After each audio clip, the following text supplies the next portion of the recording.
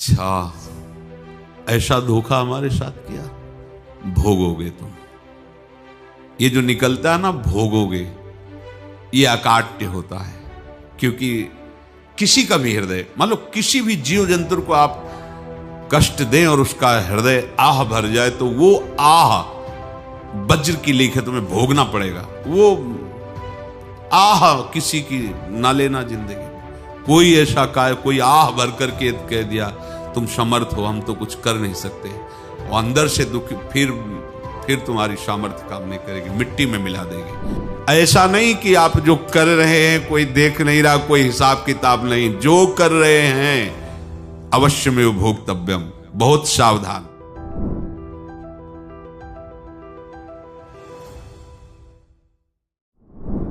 जीव स्वयं नित्य निरंतर कर्मों के जाल को रच रहा है और अपने आप को बांध रहा है। आपको मुक्त होना है, बंधना नहीं है। जीव का जन्म कर्मों के अनुबंध से होता है, कर्मों के बंधन से होता है, और उसको अपना ऋण चुकाना होता है। कर्मानुबंध ये बहुत सूक्ष्म विषय है। जैसे आप जिस परिवार में जन्म लिए हैं, तो उस परिवार के लोगों से आपका ऋण है, इसलिए उसी परिवार में आप आए हैं। और ऋणानुबंध, उसको बिना चुकाए या बिना वसूल किए आप वहां से जाएंगे नहीं। आपको लेना है तो वसूल करना है, और देना है तो चुकाना है। ये पूर्व के जन्मों से निश्चित किया गया है। जैसे किसी के यहां पुत्र हुआ, जन्म से ही पैसा खर्चा शुरू हुआ, बड़ा हुआ तो उद्दंडता के द्वारा मार पूरे परिवार को क्लेश पर क्लेश देता चला जा रहा है। ये तुम्हारे कर्म का फल है। या ऐसे शक्तिहीन बुद्धिहीन ऐसे पागल पूरे जीवन सेवा करो, तुमसे अपना हिसाब चुकाने के लिए वो आया है। अब परिवार के जो सदस्य जुड़े आके, मतलब पत्नी आते ही पूरी हृदय में आनंद, परिवार में आनंद, और जीवन भर वो आनंद ही सुख देने के लिए उसका जन्म हुआ। वो अपना ऋणानुबंध मुक्त, और आते ही भयंकर क्लेश खड़ा कर दिया, बीच में दीवाल और झगड़ा वैसा, फिर अतरे दिन मारपीट शुरू, कलह अशांति, पूरा जीवन नरक हिसाब करने आए। यहां ऋण चुकाए बिना कोई जा नहीं सकता, ऋण चुकाना पड़ेगा। किसी का ऋण वसूल करना है तो किसी को ऋण चुकाना है, दोनों काम करने होते हैं। अनेक जन्मों में अनेक लोगों के साथ हमने जो बर्ताव किए हैं, अच्छे या बुरे, वो होंगे। अब किसी आदमी को हम जानते नहीं, अचानक मिला, अचानक टक्कर लगा और मार पीट गाली गुप्ता सब कर दिया, चुपचाप सह लो। क्यों? ये आपका हिसाब है, पूर्व का हिसाब। हमारा उससे कोई द्वेष नहीं, कोई संकल्प नहीं। अचानक घटना घटी और हमसे द्वेष करने लगा, हमें पीटने लगा, हमें गालियां दे, ये हिसाब है, चुपचाप सह जाओ। अपने घर का भाई ही भारी दुश्मन बन गया और क्लेश दे, हिसाब है। एक प्रभुदत्त ब्रह्मचारी जी की वाणी में पढ़ा था, एक महात्मा जी भ्रमण करते थे, तो उस समय असरफियां चलती थी, मोहरे असरफियां, तो उनको भेंट में देते लोग। तो या तो ठाकुर सेवा में लगे तत्काल, या संत सेवा में तत्काल लगे, उसका संग्रह करके डोलना ये ठीक नहीं है। बैरागी के लिए सिद्धांत में ये ठीक नहीं है। तो जब 2, 4, 6, 8 ऐसे मोहरे हुई, तो उन्होंने विचार किया कि और भ्रमण करके जब काफी मोहरे हो जाएंगी तो प्रयागराज में जब कुंभ पड़ता है, एक बार पूरे सब अखाड़े के संतों को, अलग अलग संप्रदाय सब संतों को बुलाएंगे और सबको पुआएंगे। अब साधु है तो यही विचार करेगा, और क्या विचार करेगा। तो उन्होंने ऐसे डंडा बनवाया, बेंत, जो ऊपर से चूड़ीदार और भीतर पोला, और मोहरे उसमें डालते गए। और भ्रमण, जहां जहां श्रद्धालु भगत थे सबके यहां जाना, और इच्छा रखना कि एक मोहर तो दे ही दे दक्षिणा में। कामना कोई भी हो वो बांधती ही है, ध्यान रखना। इसीलिए प्रभु जो चाहे वो करे, अपनी चाह नहीं रखनी चाहिए, अपनी चाह प्रभु की चाह में मिला देनी चाहिए। धीरे धीरे वो छड़ी भर गई। भ्रमण करने वाले महात्मा चूड़ी लगाई, इंतजार करते रहे। जब प्रयाग का कुंभ पड़ा तो चले। तो रास्ते में एक गांव में पूछा जाता है, जैसे कहीं रुको कि कोई श्रद्धालु ऐसा है जो संत सेवी है। तो कुछ लोगों ने बताया, हाँ एक परिवार है बहुत संत सेवी है और आपको मिलाते हैं उनसे। आइए महाराज, घर में रुका, खूब अच्छा हलवा पूड़ी पवाया और जो घर के मालिक थे चरण दबाए। चरण दबाते दबाते उनकी दृष्टि पड़ी उस डंडे पे। इतना मोटा और ऊपर से कुछ चूड़ी सी भी नजर आ रही, इस डंडे में तो कोई रहस्य है ही है। अब महात्मा जी को खवा पिला के सुला दिया। महात्मा जी जब सो गए तो पत्नी से धीरे से कहा, वो डंडा लाओ बाबा जी का डंडा। वो चूड़ीदार जो ही खोला पलटाया तो सैकड़ों मोहरे। ऐसे संत रोज पधारे भगवान, तुम आनंद हो जाए फिर क्या। पत्नी से कहा, नाप के कंकड़ लाओ। वो तो महात्मा जी तो खाए खीर पूड़ी, आराम से सो रहे। रात में पूरी प्लानिंग करके उसमें कंकड़ भर के चूड़ी लगाकर सिराने रख दिया, सारी मोहरें हटा ली। महात्मा जी आराम से छड़ी उठाए तो वजन पक्का। वैसे बड़े लोग चतुर होते हैं, पर ये नहीं जानते कि कर्म कितना भयानक होता है। और उनकी कोई संतान नहीं थी, पर धन में इतना प्रेम उनको था। बहुत सावधान। साधु महात्माओं के पास जो अर्थ है, गृहस्थी अगर आता वहीं से है, पर अगर उसको जोर जबरदस्ती या किसी छल कपट से, तो वो उसका विनाश ही करता है। आज तक का प्रमाण है। अब उनको ये भाव पता नहीं होगा, या पता होगा तो लोभ के कारण वो उसको मान नहीं पाए होंगे। महात्मा जी गए प्रयाग में, किसी अखाड़े पर रुके और वहां प्रार्थना की कि कल जो है संपूर्ण अखाड़ों का निमंत्रण किया जाए और सब संतों को भोग पवाया जाए और उनको दक्षिणा भी दी जाए। महंत ने सोचा कि बहुत बड़ा है तो उत्सव है, क्योंकि प्रयाग में कितने हजारों संत महात्मा सब। तो उनका महाराज बोरों इसमें चीनी और टीनों घी लगेगा, सब व्यवस्था। बोले आप मंगाइए, एक एक हिसाब हम करेंगे, हमारे पास सब व्यवस्था है। बोले कुछ तो पहले दे दो, इकट्ठे देंगे हम। उनको था कि अगर हम छड़ी खोला और दो चार मोहरे दी, किसी को पता लग गया तो गड़बड़ हो सकती। बोले हम भंडारे के समय आखिरी में सब कुछ आपको दे देंगे। ठीक है। वो अपने पास से पैसे लगाकर खूब जितना सामग्री सब लाए, लाखों की, और सब संतों को निमंत्रण कर दिया। संत जन निमंत्रित हो गए, भंडारा बन रहा है। तब वहां के महंत है और उनका देखो भंडारा भी बन रहा है, संतों को निमंत्रण। अब आप अर्थ की व्यवस्था कीजिए, क्योंकि इतनी बड़ी हमारी सामर्थ्य नहीं थी जितना हमने किसी तरह हमने व्यवस्था की। अब मुझे अर्थ चाहिए, तभी आगे की व्यवस्था बढ़ेगी। संतों को दक्षिणा देंगे और जिनसे अर्थ लिया उनको दे। देखो रसोई बन गई है सब। उनका छत में विश्वास नहीं तो ये अभी चूड़ी खोली। उनको तो था ना कि मोहरे हैं, कंकड़। तो अब जैसे कितना उनको सदमा लगा होगा, हजारों संतों का निमंत्रण, रसोई बन, मतलब संत हो के छल कपट। तो उनका महाराज आपने तो हमारा नाश कर दिया, जो महंत थे। अब बताओ रसोई बन गई, संत निमंत्रित हो गए, आप ये कंकड़ दिखा रहे हैं हमको। आपने तो हमें बर्बाद कर दिया, हमारी इतनी सामर्थ्य नहीं थी, आप पहले बता देते। संत होकर ऐसा छल कपट। अब वो बोले तो क्या बोले, क्योंकि उनको पता था कि मोहरे हैं इसमें। अंदर से उनका चिंतन गया उसी सेठ के पास, अच्छा ऐसा धोखा हमारे साथ किया, भोगोगे तुम। ये जो निकलता है ना भोगोगे, ये अकाट्य होता है। क्योंकि किसी का भी हृदय, मान लो किसी भी जीव जंतु को आप कष्ट दें और उसका हृदय आह भर जाए, तो वो आह वज्र की लेख है, तुम्हें भोगना पड़ेगा। वो देखो भीष्म जी को भोगना पड़ रहा है ना। सांप को ऐसे धनुष की नोक से उठाया और बंबूल के कांटों के ऊपर फेंक दिया, कई दिन तक छेदा हुआ, वो आह भर करके मरा। तो आपको 6 महीने बाणों की सैया पर आह किसी की ना लेना जिंदगी में। कोई ऐसा कोई आह भर करके कह दिया तुम समर्थ हो, हम तो कुछ कर नहीं सकते, और अंदर से दुखी, फिर तुम्हारी सामर्थ्य काम नहीं करेगी, मिट्टी में मिला देगी। फिर ये तो संत थे और भगवत आराधना के लिए, संत आराधना के लिए ही ऐसा किए हुए थे। अब इनका कैसे मुंह दिखाएं, अब क्या करें।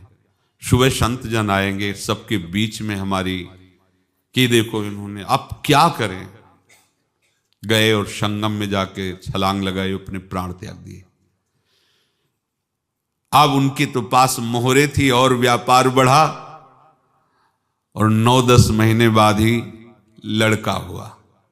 अब तो उनको कि संत फलीभूत हो गया। देखो व्यापार चल रहा, लड़का नहीं होता था, लड़का भी हो गया, बड़ा आनंद छा रहा है।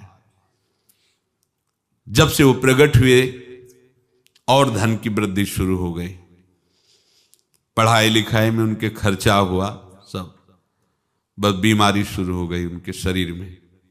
अब उसमें पैसा जाना शुरू हुआ। इतने आसक्त तो वो दोनों हो गए कि कुछ भी हो, व्यापार ठप, संपत्ति बेचना शुरू। तो उन्होंने कहा कि बेटा मैं क्या कर सकता हूं तुम्हारे लिए। बोले हमारी अंतिम इच्छा है प्रयाग चलो, और जितने प्रयाग में संत महात्मा सबको एक बार भंडारा करवाओ, हमारी इच्छा अंतिम है, क्योंकि अंतिम यही इच्छा थी। बोले अब ज्यादा संपत्ति तो नहीं रह गई, तो बोले घर बेच दो, मेरे लिए ही तो है, बेच दो। मुझे लगता मैं बचूंगा नहीं, पर मेरी अंतिम इच्छा पूर्ण कर दो। घर बेच दिया, जेवर बेच दी। वहां गए, जब संत सेवा की तो बोले मुझे संगम तक ले चलो।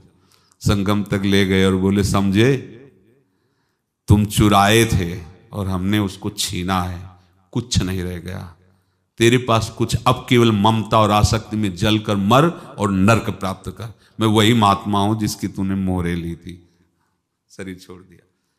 महात्मा को जन्म लेना पड़ा और इनको दुर्गति भोगनी पड़ी। ऋणानुबंध, होश में। ऐसा नहीं कि आप जो कर रहे हैं कोई देख नहीं रहा, कोई हिसाब किताब नहीं, जो कर रहे हैं अवश्य में भोक्तव्यम। बहुत सावधान। अनेक जन्मों में अनेक लोगों से जो कुछ लिया दिया है, इस लेने देने को मिटा देने के बाद ही तुम मुक्त हो गए। इसीलिए एक उपाय है, लेना न देना मगन रहना। क्या? मालिक को समर्पित हो जाओ, मालिक को अपना माना हुआ समर्पित कर दो, खत्म। अहम त्वाम स्वरूपापेभ्यो मोक्षयिष्यामि, सब खत्म। आगे पीछे लेना देना सब खत्म। एकादश स्कंद में भगवान श्री कृष्णचंद्र जी ने कहा जो मेरे चरणों का आश्रय लेकर भक्त मेरा भक्ति करता है, उसके पितृ ऋण, मातृ ऋण, देव ऋण, ऋषि ऋण, सब ऋणों से मैं मुक्त कर देता हूं। बस यही एक उपाय है जो इसके बंद करने का उपाय भक्तों के लिए है, वो यही है। भगवान की शरण में होकर अपना माना हुआ पूरा भगवान के अर्पित कर दो। अर्पित करने का तात्पर्य उसमें अहम हटा दो। तो दियम वस्तु गोविंदम तुभ्यमेव समर्पये। जिनसे तुमने सेवा करवाई है उनकी सेवा करनी पड़ेगी।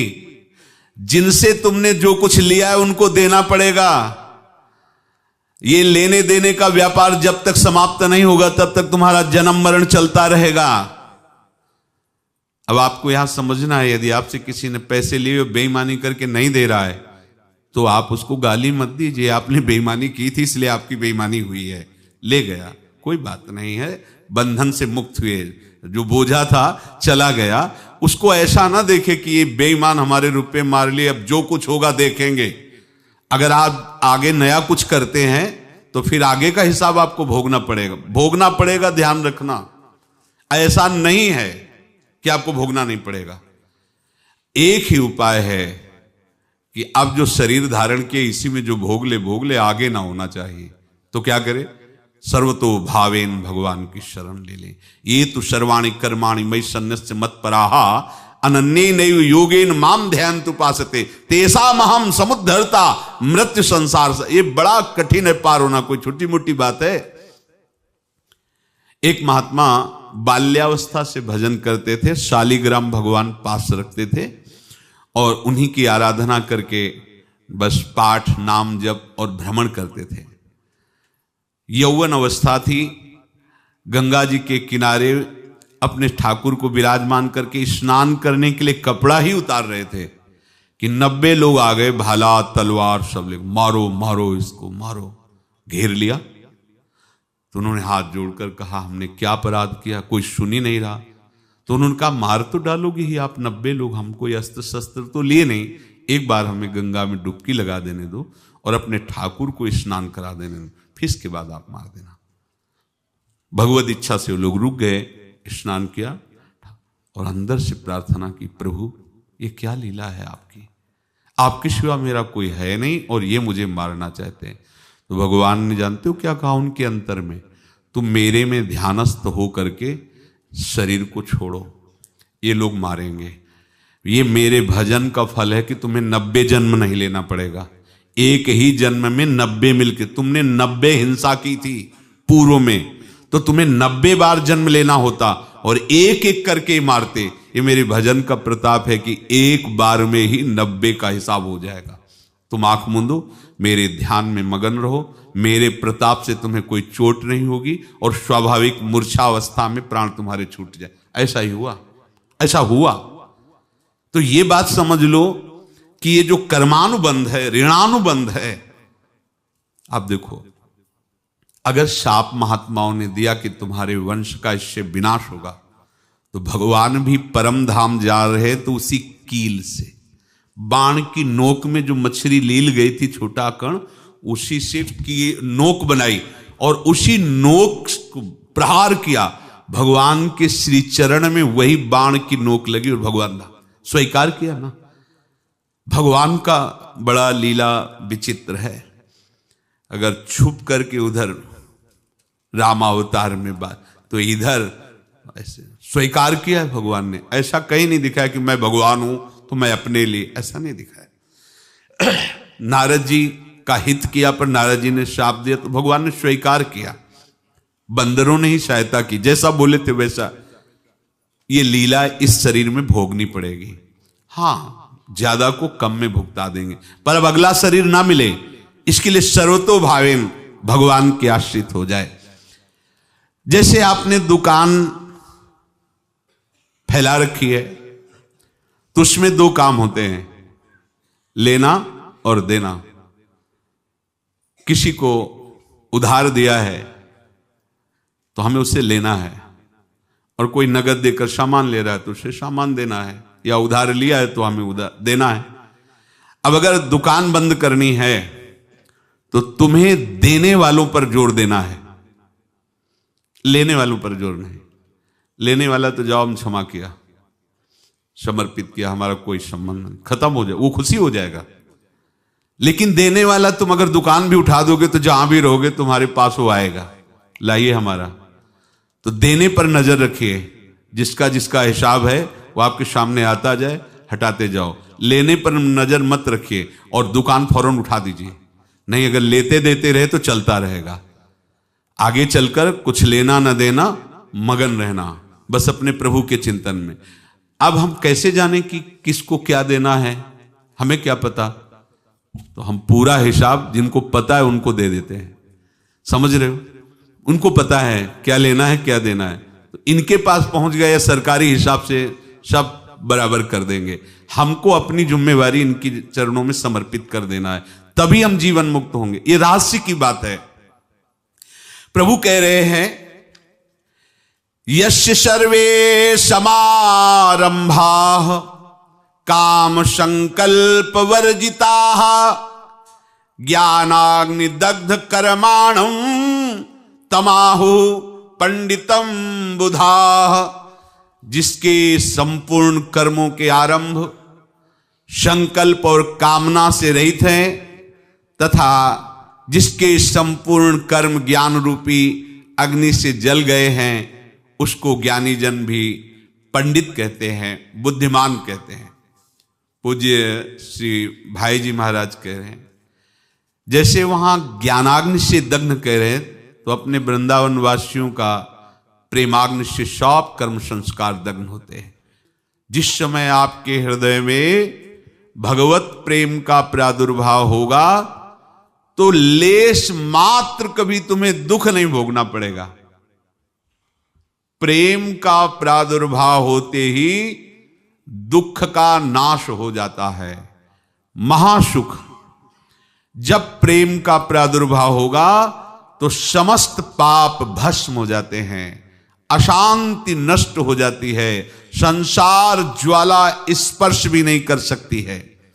जब भगवत प्रेम का प्रादुर्भाव होता है तो हो सकता है उस उपासक के जीवन में दुखों का पहाड़ टूट पड़े, परिवार खिलाफ, शरीर रोगी, अव्यवस्था, बहुत बहुत कुछ, सब कुछ। कह रहे हैं इतना सब होने पर भी उसके हृदय में कोई भी दुख नहीं होता। ऐसा सामर्थ्यशाली भगवत प्रेम है। भगवान के चरणारविंद का जिसके हृदय में प्रेम है, भारी से भारी दुख भी उनको विचलित नहीं कर सकता।